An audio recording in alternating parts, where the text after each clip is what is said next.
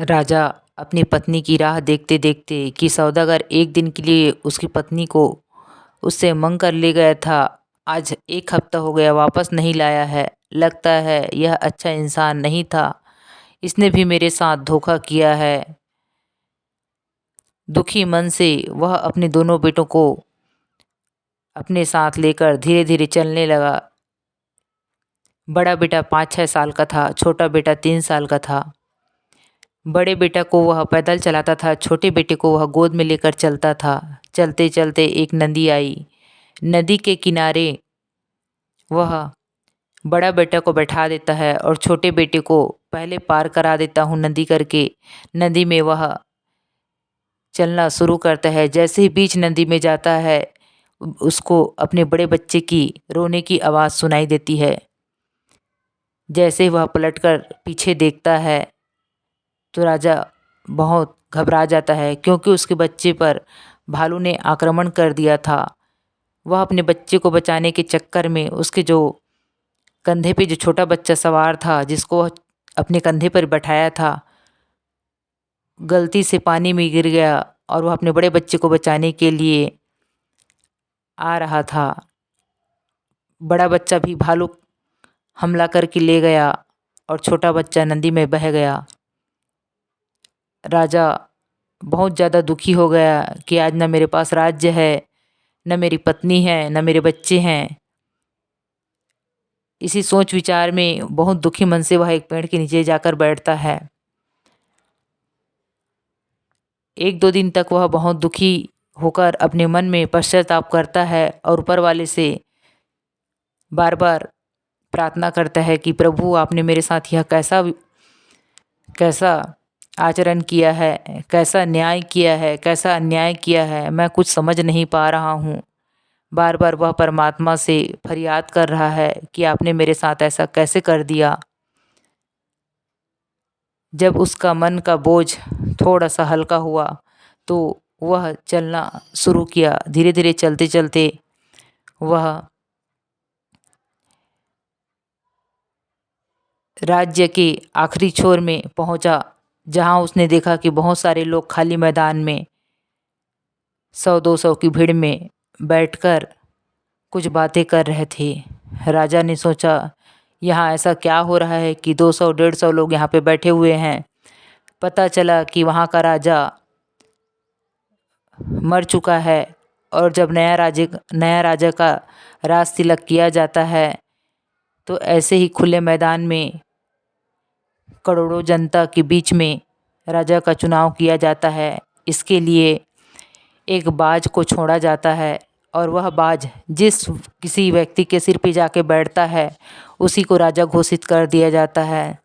शायद विधि के विधान में उस राजा को ही राजा बनना था, इसलिए वह बाज उस व्यक्ति के सिर में आकर, राजा के सिर में आकर बैठ गया। सब उसकी जय जयकार करने लगे। राजा ने कहा, मुझे राजपाट नहीं चाहिए, क्योंकि पहले भी मैं राजा बन चुका था। मैंने अपना सब कुछ दान कर दिया है।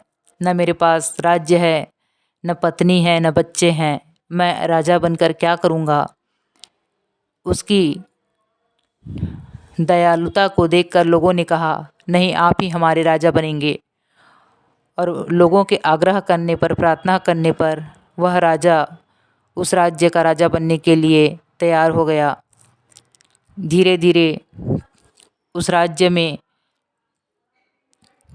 खुशहाली आने लगी, क्योंकि न्यायप्रिय राजा पहले भी वह था।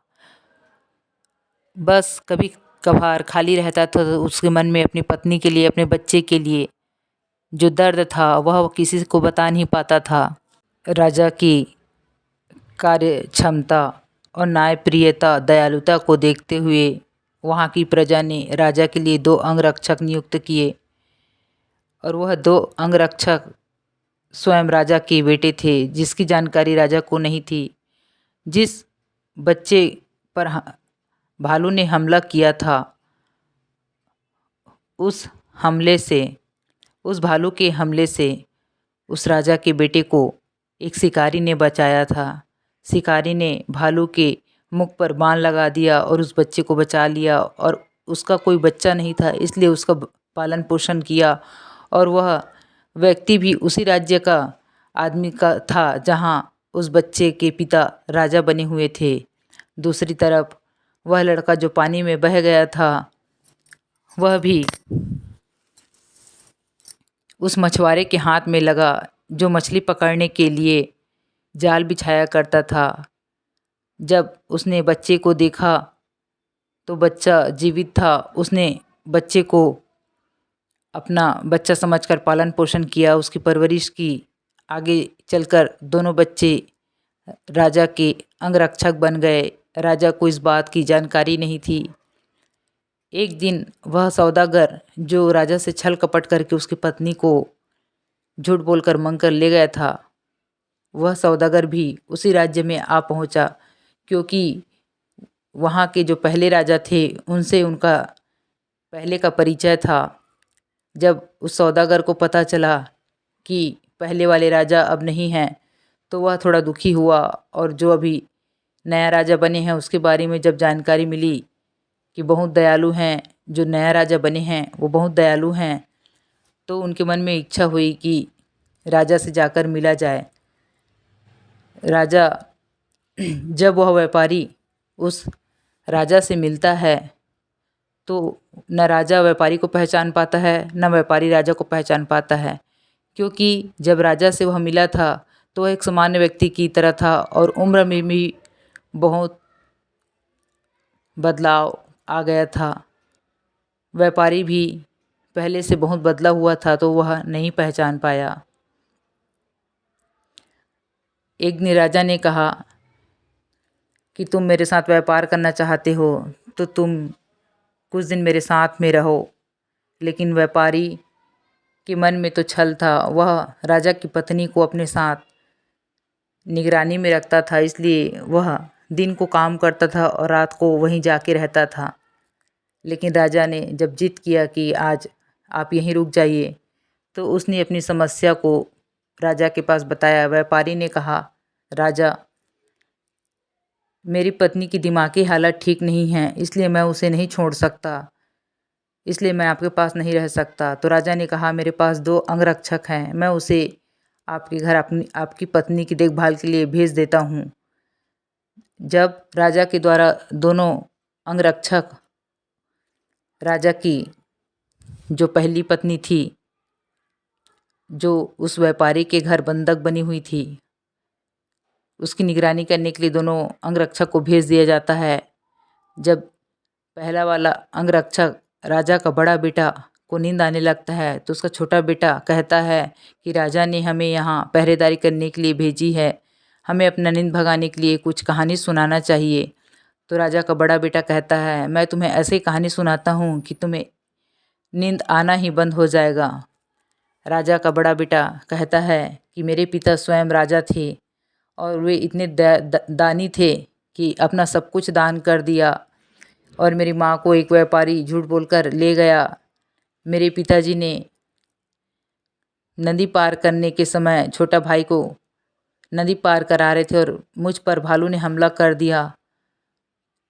मुझे बचाने के चक्कर में मेरे पिताजी के हाथ से मेरा भाई नदी में गिर गया और मुझे भालू उठा के ले गया। इस तरह हम अपने परिवार से बिछड़ गए। यह कहानी सुनते ही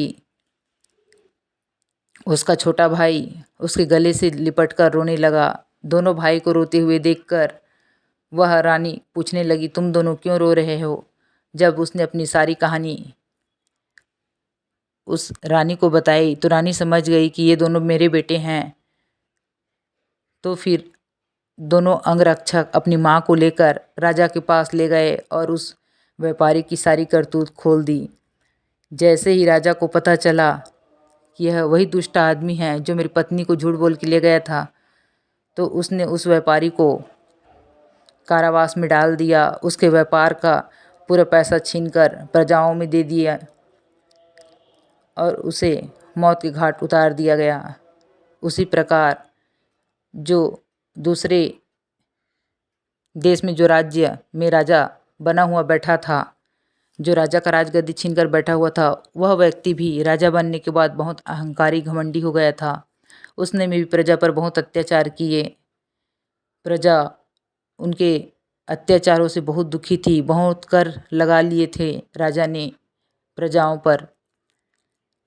जब राजा को अपने पहले राज्य की जानकारी मिली कि वहाँ का जो राजा है बहुत अत्याचारी है, प्रजा पे बहुत कष्ट दे रहा है, तो राजा ने वहाँ की प्रजा को सलाह दी कि जो भी वहाँ खाना का बनाने का काम करता है उसके खाने में जहर मिला दे। खाना में जब जहर मिलाया तो राजा खाना खा के मर गया और राजा ने फिर से अपना राज्यपाट संभाल लिया। राजा के दो बेटे थे, जिसमें से एक राजा का बेटा अपने राज्य में रहता था और एक बेटा जहाँ राजा खुद रहता था उनके साथ में रहता था। इस प्रकार अपना जीवन बहुत सुंदर ढंग से उन्होंने जीवन यापन किया।